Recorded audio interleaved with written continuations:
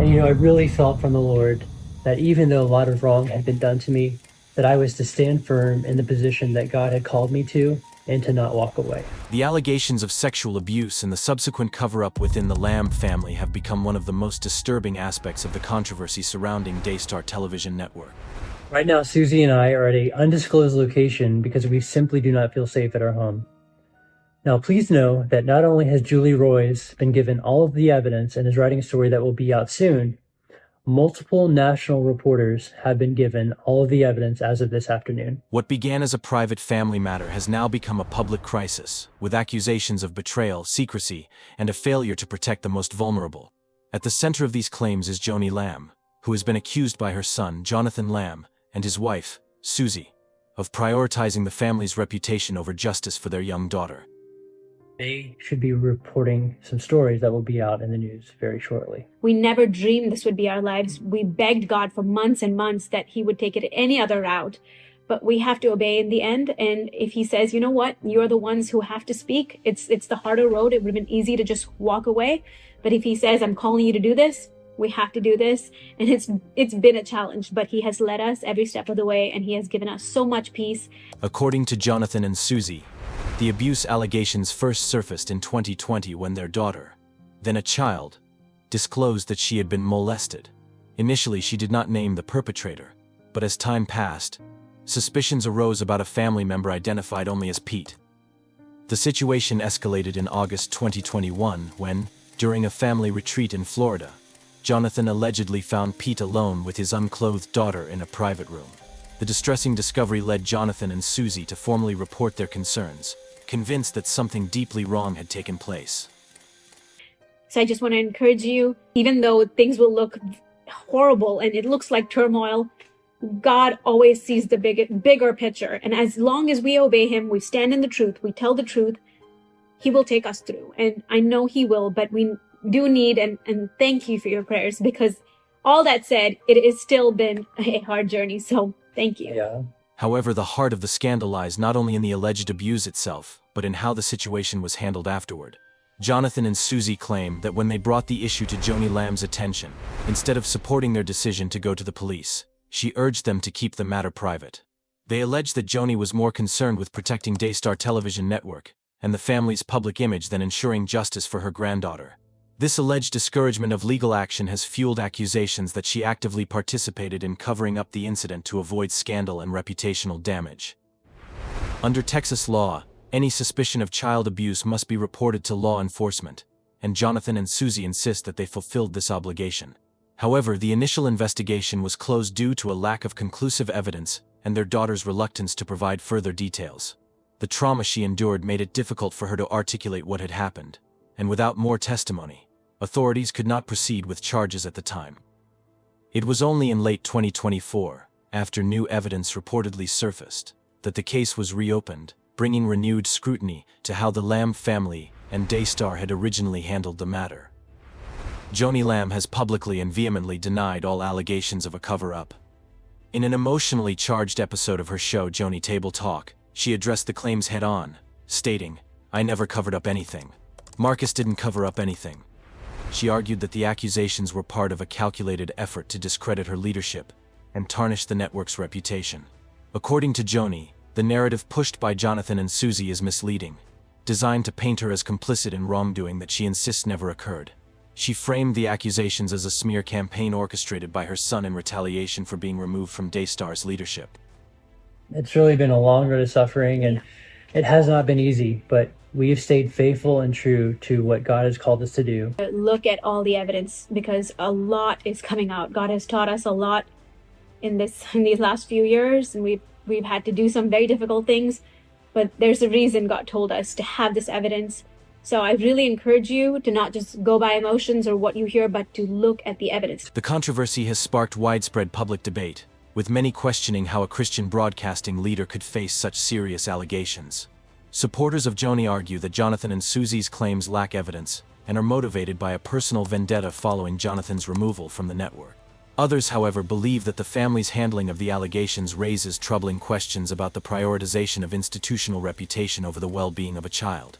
The case has highlighted broader concerns about how religious organizations manage internal crises, especially when they involve serious accusations of misconduct. As the legal investigation continues, the scandal threatens to further erode trust in Daystar and its leadership. The network, which was built on values of faith, integrity, and moral guidance, now finds itself at the center of a case that challenges those very principles. For the Lamb family, the situation has created an irreparable divide, with Jonathan and Suzy standing firm in their pursuit of accountability, while Joni fights to defend her name and protect the legacy of Daystar.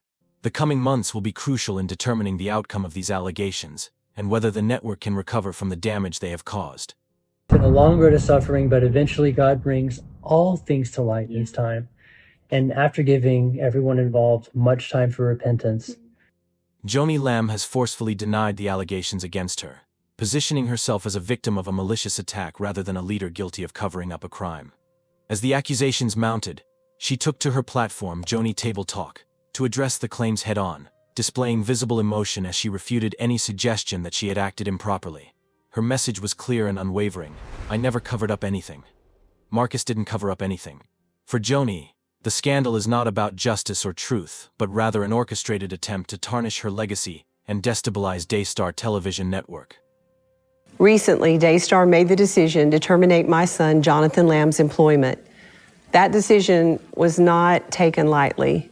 It followed a 15-month review of Jonathan's performance and his refusal to take any steps to satisfy a detailed performance improvement plan put in place.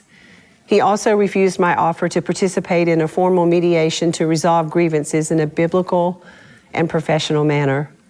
Throughout her defense, Joni has framed the accusations as a calculated smear campaign led by her son, Jonathan Lamb, and his wife, Suzy. According to her, their claims are rooted in personal grievances rather than factual evidence, fueled by resentment over Jonathan's removal from Daystar. She has suggested that their actions stem from their disappointment in how the leadership transition unfolded after the passing of Marcus Lamb. Joni maintains that Jonathan's bitterness over not being named the future president of Daystar has clouded his judgment, leading him to manufacture a scandal that would paint her as the villain. Beyond characterizing the accusations as a personal attack, Joni has also highlighted inconsistencies in Jonathan and Suzy's timeline of events. She has pointed out that the case was initially closed due to a lack of evidence and only reopened years later, insinuating that their renewed efforts to push the narrative coincide suspiciously with Jonathan's expulsion from the network. From her perspective, this timing suggests opportunism rather than a genuine pursuit of justice. By casting doubt on the credibility of their claims, Joni has attempted to reframe the discussion, shifting the focus from whether she mishandled the allegations to whether the accusations themselves are trustworthy. Rather than take any steps to improve his performance at Daystar, it seems clear now that Jonathan was focused on fabricating a smear campaign.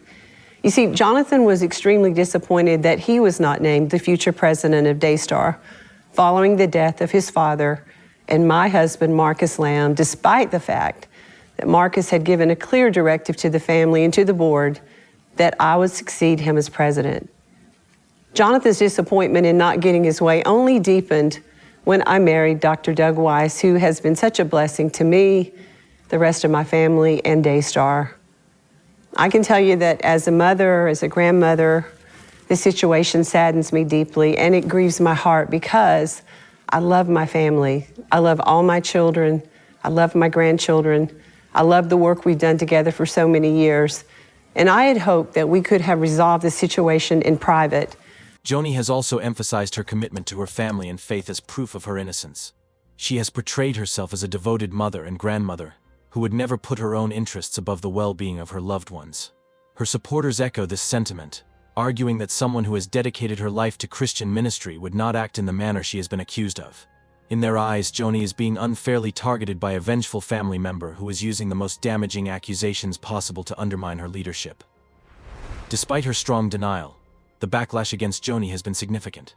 Many in the Christian community remain skeptical of her explanations, arguing that even if she did not directly cover up the allegations, her handling of the situation was deeply flawed. The idea that she discouraged Jonathan and Suzy from pursuing legal action, whether for the sake of the family's privacy or to protect Daystar's reputation, remains a damning accusation that she has struggled to fully refute. Her critics argue that if she had truly prioritized transparency and justice, she would have taken decisive action rather than attempting to resolve the matter privately. But now, Jonathan has given me no choice except to speak out. Everyone knows that we have dedicated our lives to spreading the love of Jesus, and to see it attacked by my son Jonathan and his wife is truly heartbreaking. I want to assure you that all the allegations that are circulating against myself and my late husband are completely false. We have already begun to take legal steps to defend ourselves, and we will address the accusations in a God-honoring way. We stand firm in our faith, knowing that God is with us, and His purpose for Daystar is far greater than any present challenge we may be facing. While this attack is very painful and wrong, I know that our battle is not against flesh and blood, but against a spiritual enemy who seeks to destroy and divide no matter what the cost. I want to ask you for your prayers. Thank you for your continued love and support. Joni's insistence on her innocence has done little to quell the controversy, as her refusal to acknowledge any missteps has only intensified the scrutiny. Instead of presenting a measured approach that addresses the complexities of the situation, she has chosen to categorically dismiss the allegations, which has led some to view her as defensive rather than forthcoming. Her decision to characterize the entire ordeal as a smear campaign has also raised concerns about her willingness to engage in meaningful reflection about the situation's broader implications. As the controversy continues to unfold, Joni Lamb finds herself at a crossroads. While she has successfully maintained her position as the head of Daystar, the allegations have cast a shadow over both her leadership and the network's credibility. Her defense strategy, focusing on discrediting her accusers rather than addressing the underlying concerns, may appeal to her loyal supporters, but it does little to convince those who remain undecided. Whether her reputation can withstand the storm depends on how the investigation proceeds, and whether new evidence emerges that either supports or undermines her claims. One thing is certain: as long as these allegations remain unresolved, Joni Lamb will continue to fight not only for her leadership but for her legacy as one of Christian broadcasting's most influential figures. They do the semi-annual telethon there. I think they call it Heart for the World now.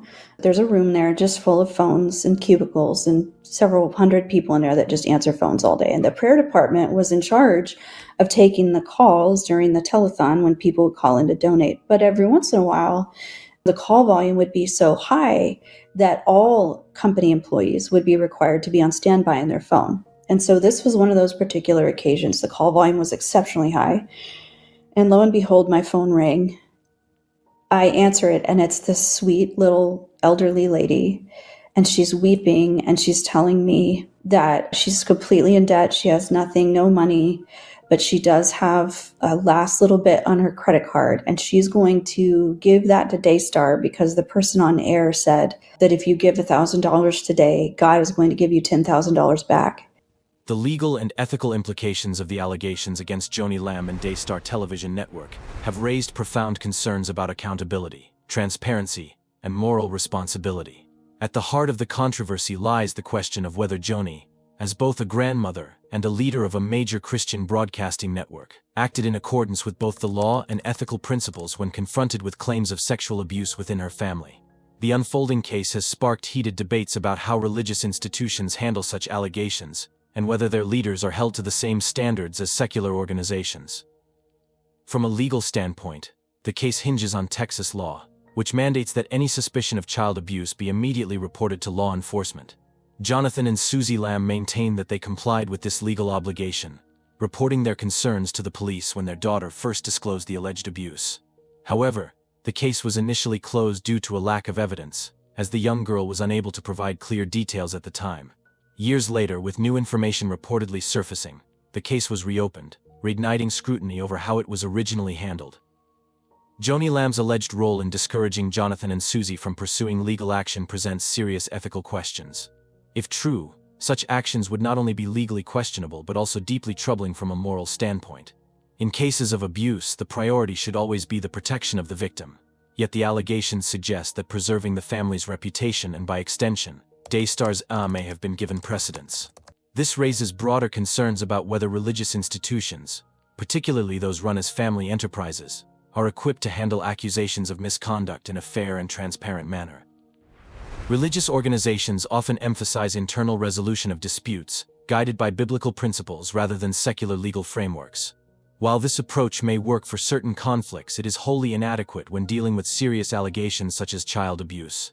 The expectation that matters should be handled privately within the family or ministry can create an environment where victims feel unheard and perpetrators go unpunished. If Daystar indeed attempted to manage the situation internally rather than supporting a full legal investigation, it would represent a failure of leadership and a breach of ethical duty. Yeah, and all we ever knew in our lives, all we had ever done is obey and submit. We had never questioned. Yeah. And So even though I had big, strong doubts, I was angry. I'm not going to just lie and say that, I moved on. No, it was a big struggle. But the way that we were trained, God is our witness, Jonathan and I, you are going to be the future leaders. You have to take the lower road. You have to bring family unity. You have to do what it takes to be the bigger person. Go golf with him. You go have coffee, apologize to her. Do whatever it takes to be friendly and loving. That is the character of Christ. And we did it with all our hearts. We didn't perform. We weren't fake about it. We truly did it with all our hearts. yeah, I mean, it was very difficult, obviously, to move forward after that. Still, I had legitimate concerns, but at the end of the day, I trusted that my dad had actually gone through the process of clearing Pete with this examiner. Yeah. And we moved forward. We still had a very strained relationship. Oh, we had boundaries with our house. I went to Daystar one afternoon to grab something from the cafe. There was something in the green room, and I had my child with me, and I knew she was scared at this point, so we didn't take her there anymore. We had a nanny at home with her. But this one time, I wanted to pick up something really quick. Another critical ethical consideration is the impact of this controversy on the credibility of Daystar as a faith-based network. As an organization that promotes Christian values, its handling of these allegations is under intense scrutiny from its viewers and ministry partners.